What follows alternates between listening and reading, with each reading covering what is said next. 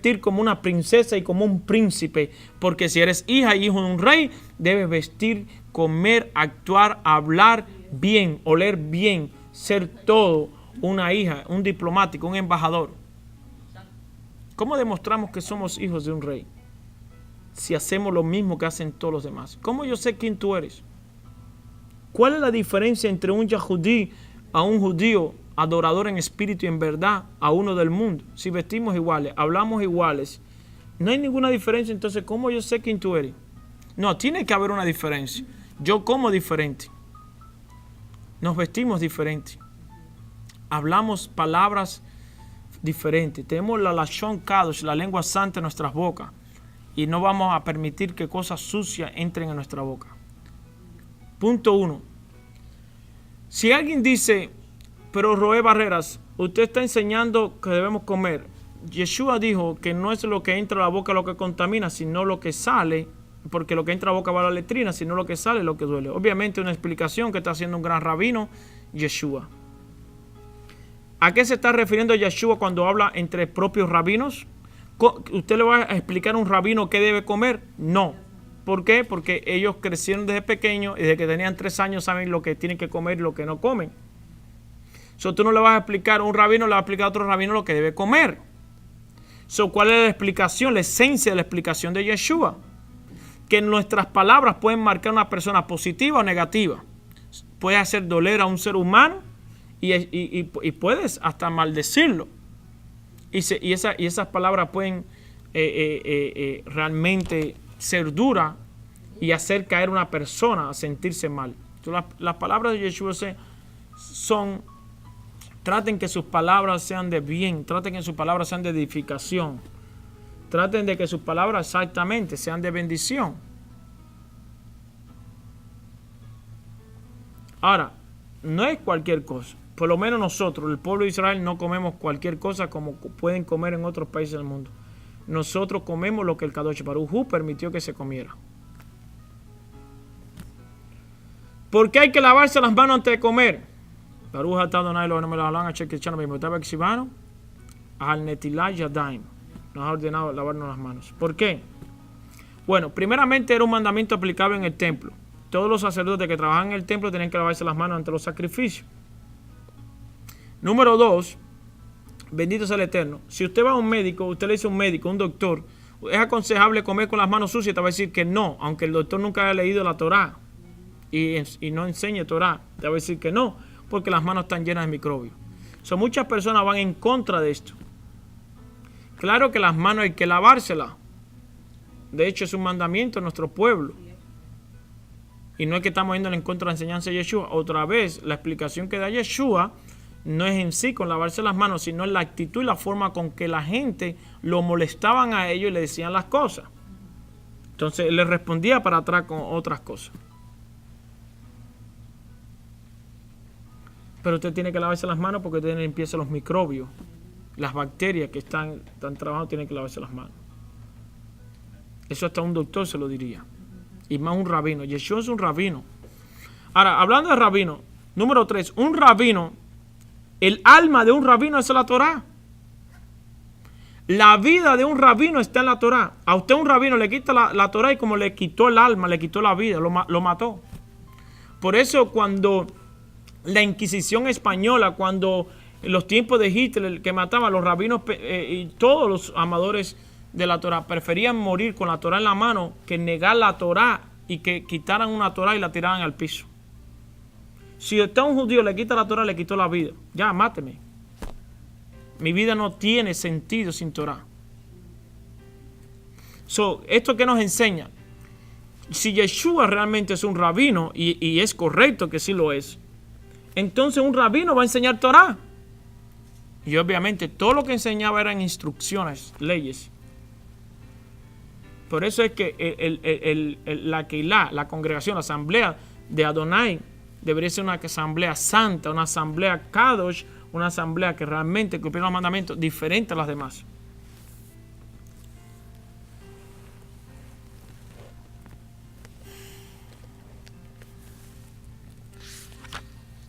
Verso 28.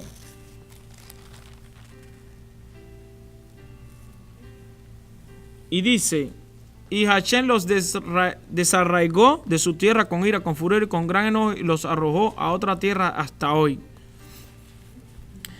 Esto es un verso profético de Barín, verso 28.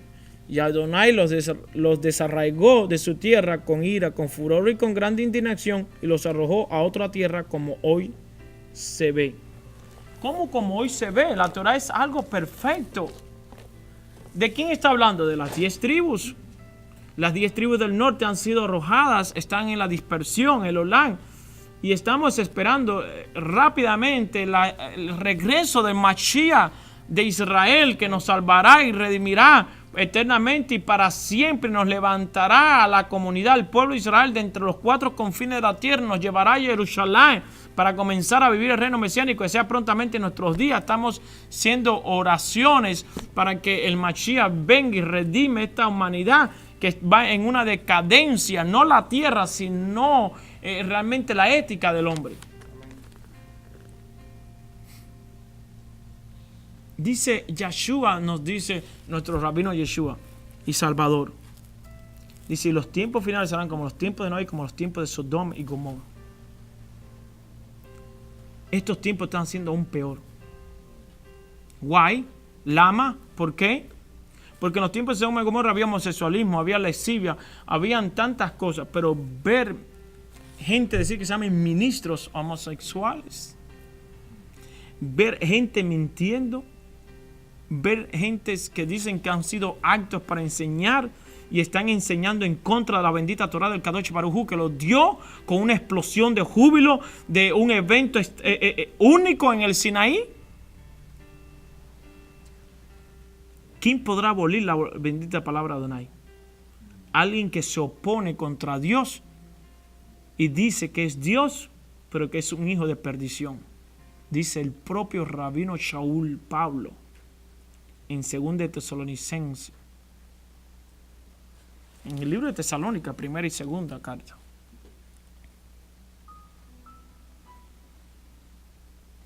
Dice Daniel, gran profeta Daniel 7:25, un hombre que vivía para el Eterno. Dice, se levantará un sistema y tratará de quebrantar a los kadoshim, a los santos, a los que buscan la presencia divina, a los que guardan los mandamientos. Se opondrá contra los tiempos, contra las festividades de Hashem y contra sus leyes. Dice, se levantará este sistema. Un sistema. ¿Cuál es el sistema que se opone contra la ley de Dios y contra las fiestas?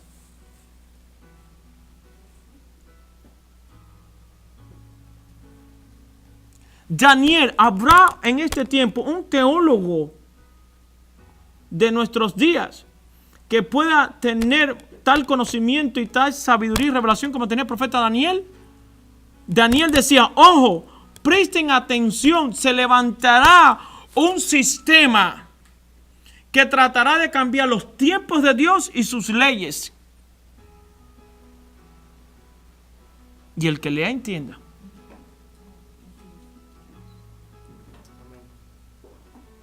¿Están enseñando la Torah bendita del Kadosh Baruj Hu en las congregaciones? ¿Están enseñando la Torah que da vida, que instruye, que es árbol de vida, que es fuente inagotable? Dice el libro Revelación, Apocalipsis 22, verso 2, que está descendiendo del trono de Adonai un río, están fluyendo ríos. Y dice que estos ríos es como un árbol que trae, que las hojas de este árbol son sanidad para las naciones. Damas y caballeros, hermanas y hermanas, esto es la Torah.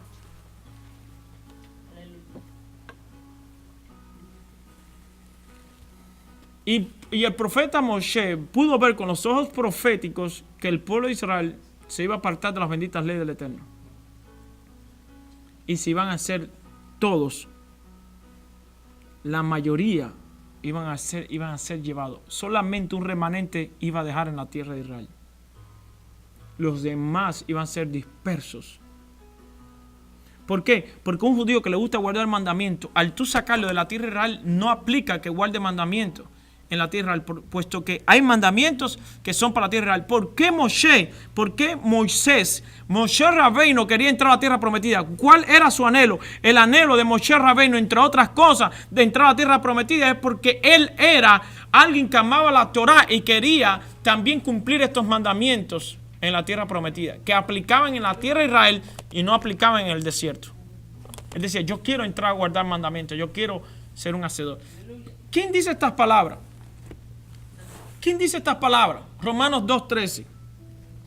¿Quién dice estas palabras? ¿Quién dice estas palabras? El deseo del rabino Shaul, cuando digo rabino Shaul me estoy refiriendo a lo que muchos conocen como el apóstol Pablo. El deseo del rabino apóstol Pablo, Rav Shaul, uno de los grandes sabios de esa época, dice en Romanos 2, verso 13, otro verso que no quieren enseñar realmente en las congregaciones de hoy. Y está ahí, en el libro a los italianos, a Roma. Dice, porque no son los oidores de la Torá los justos ante Dios, sino los hacedores de la ley serán justificados. Eso lo dice Shaul. ¿Por qué no leen eso? Dice, ustedes saben que hay gente que son oidores de Torá. Hay gente que ustedes le dicen, no, porque por ahí hay personas que enseñan en contra de la ley de Dios y ellos te dicen, qué barbaridad, ¿cómo se le ocurre enseñar en contra de la ley de Dios? Así te dicen. Y entonces usted se queda más impactado que ese que está diciendo que cómo se le ocurre algo enseñar. Porque la primera pregunta es, bueno, si usted está impactado de gente que enseñan a hablar mal de la ley de Dios, si usted está impactado por eso, pero lo que más me impacta de ti es que tú puedes oír la ley, pero no pones por obra lo que el Eterno está diciendo que hagamos. Por ejemplo, hay gente que dice, es imposible, ¿cómo van a hablar mal de los 10 mandamientos? ¿Cómo van a hablar mal de la ley? Y yo le hago una pregunta, ¿y usted guarda la fiesta de Shabbat? ¿Usted come kosher? No. Entonces usted es un oidor, pero usted no es un hacedor. Porque si tú oyes la Torá, que es fe, que dice Rav Shaul, en Romanos 10:17, que la fe viene por el oír. ¿Y por qué la fe viene por el oír? Porque la fe es una ley. Romanos 2:29. Romanos 3:31, perdón.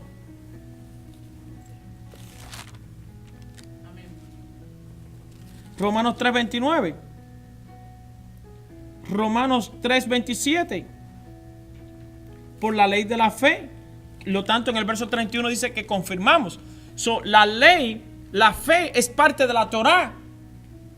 Porque lo que está hablando ley, Shaul, es Torá. Dice, la fe, que es una ley, viene por el escuchar la bendita palabra del Eterno, porque la Torá está constituida por misbot, por leyes, preceptos, ordenanzas, por muchas cosas. Por los edut, por los hukims, los huk, los mishpatim.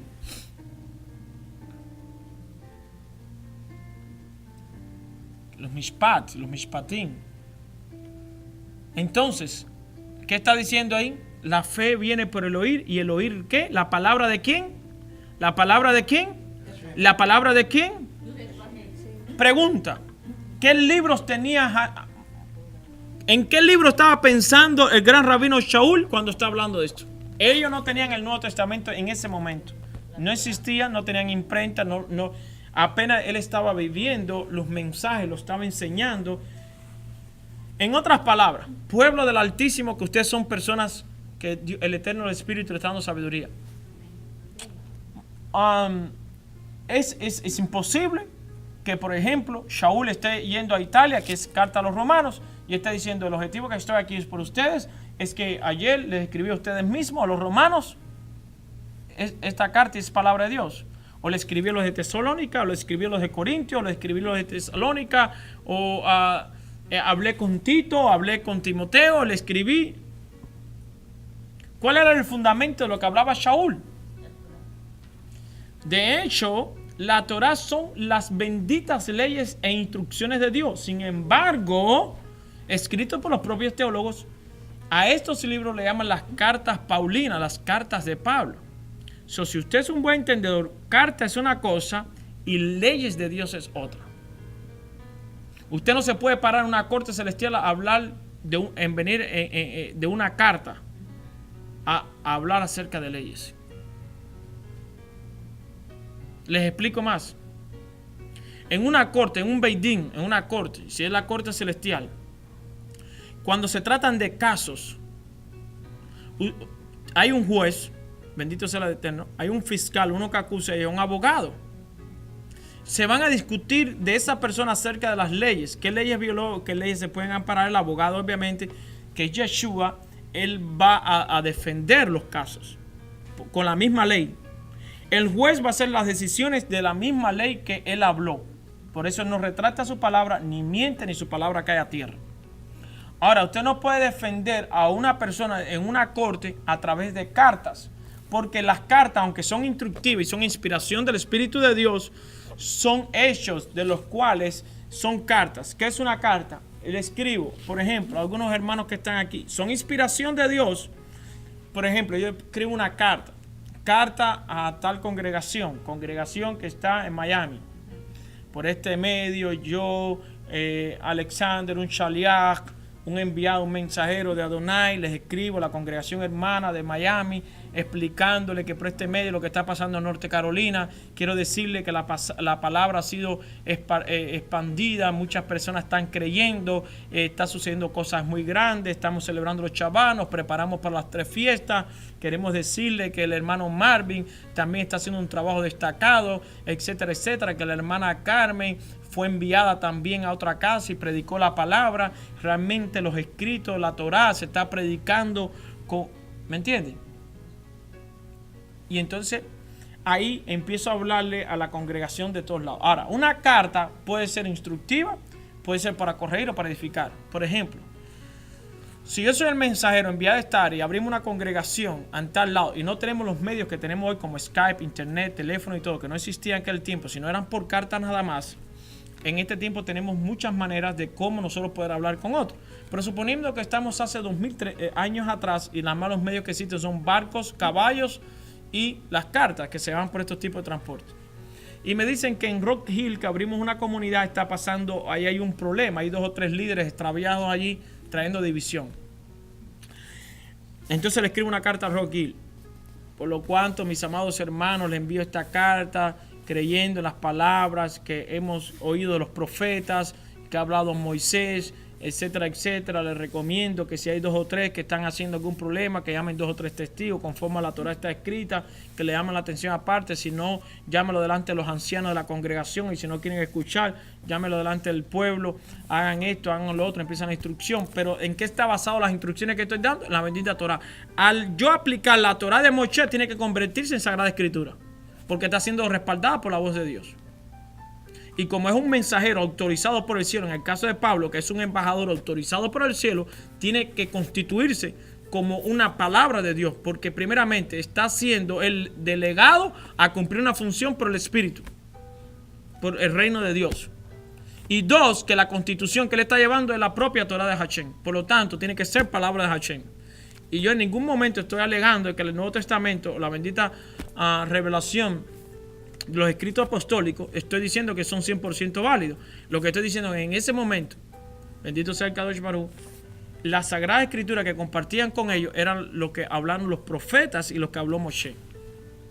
Por eso Esteban, cuando está frente al concilio y está hablando en Hechos 7:38, dice: hermanos, esto que estoy hablando no es otra cosa que la palabra anunciada por Moshe, que recibió la Torá en el Sinaí por medio de un ángel. Hechos 7, versos 37 y 38. Y cuando Pedro se para frente al templo, dice: esto no es otra cosa que las palabras anunciadas por el profeta Joel, que dice: y después de aquellos días derramaré mi espíritu sobre toda carne, vuestros ancianos profetizarán, vuestros jóvenes tendrán sueños, visiones, etcétera, etcétera. Joel 2, verso 27, verso 28 y verso 29. Entonces, los apóstoles empezaron a hablar de lo que habló Moshe y de lo que habló los profetas. ¿Qué dijo Yeshua? Si ustedes escuchan a Moshe, a Moisés, a mí también me tienen que escuchar. Lama, ¿por qué? Porque él fue un escriba mío. Él escribió de mí, es un escriba.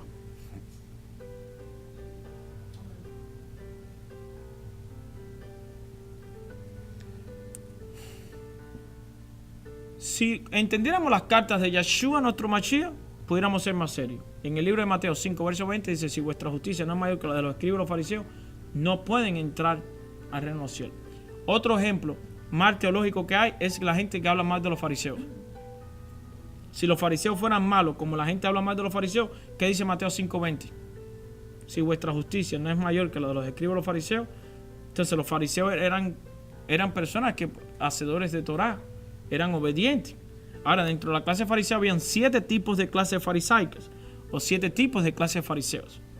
Y el hecho de que un fariseo se porte mal, eso no anula el comportamiento de los demás. El hecho, por ejemplo, en el cristianismo, que existan personas que estén haciendo las cosas mal, no anula realmente el buen comportamiento de todo el resto de la comunidad. El hecho en el judaísmo hayan 2 o 3, por decir así un número, que esté haciendo las cosas mal, no anula el efecto positivo de la comunidad judía.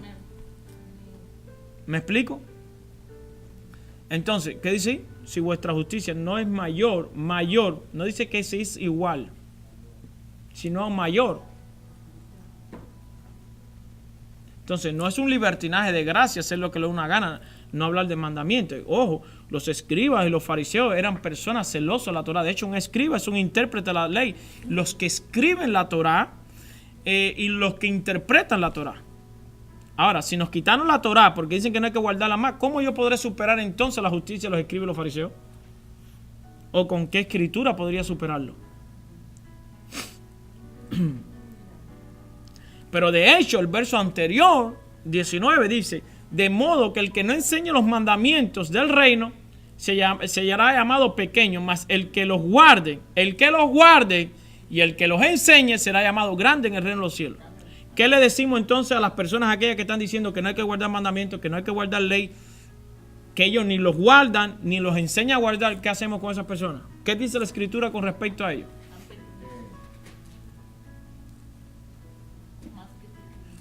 Segunda pregunta. No puede ser abolido estos versos. Ningún apóstol tiene el poder, ni después de Yeshua, ni de hoy, de abolir las palabras del Mesías. Lo puede hacer, pero está escrito de él. Estos fueron escogidos, dice el libro de Judas, de ante la fundación del mundo, dice lamentablemente.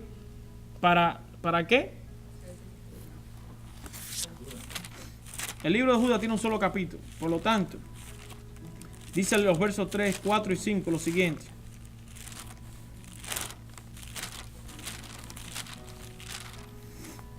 Dice, porque algunos hombres han entrado encubiertamente, estoy leyendo Judas 1:4, porque algunos hombres han entrado encubiertamente lo que desde antes habían sido destinados para esta condenación, hombres impíos que convierten en libertinaje la gracia de nuestro Dios y niegan al Dios único, soberano, y a nuestro Señor Mashiach Yeshua. Dice que estos fueron escogidos para eso. Nosotros oramos en esta hora para que todas las personas, aquellos ministros que habían enseñado mal en contra de las leyes del Eterno, de la Torah, y que le han enseñado mal al pueblo, tengan la oportunidad de arrepentirse, hacer teshuvá y regresar y corregir. Por eso dice Shaul Pablo en 2 Timoteo 3, versos 15 y 6, que la escritura es útil para enseñar y corregir. No, el Nuevo Testamento todavía no lo tenían. El Nuevo Testamento es válido, es instructivo, pero en ese momento no lo tenían. Eso está hablando de la Torah, está hablando de los libros proféticos. ¿Está usted aquí? Ahora, hay muchos ministros, yo lo he visto por YouTube, que están enseñando, que hablan con una certeza, con una seguridad, que pareciera que están diciendo la verdad, pero no están hablando la verdad. Están hablando con una convicción, pero tu convicción no va a convencer, porque no es la real palabra del Eterno. Es decir, tu convicción falsa no puede elevar mi alma a un nivel espiritual mayor, porque no es la palabra de Hashem la que estás compartiendo, es tu palabra. Debemos corregir esto, ¿ok? Y aquí está la misericordia, hablarle. ¿Por qué? Como hay un ministro que sale y dice, podrá, el día de Shabbat es el día de reposo, y lo pone entre interrogación. Es el día de Shabbat, y entonces él empieza a hablar mal de los judíos mesiánicos que están enseñando a guardar el Shabbat. Él se está haciendo daño, este mismo ministro, se está haciendo daño a él mismo y está haciendo daño a los demás. ¿Por qué? Porque la Escritura dice que el Shabbat no ha sido abolido. En ningún lugar del Nuevo Testamento, para hablar rápido y la gente pueda entender, existe que el Shabbat fue abolido. No existe un verso Búsquenlo, a ver dónde lo van a encontrar.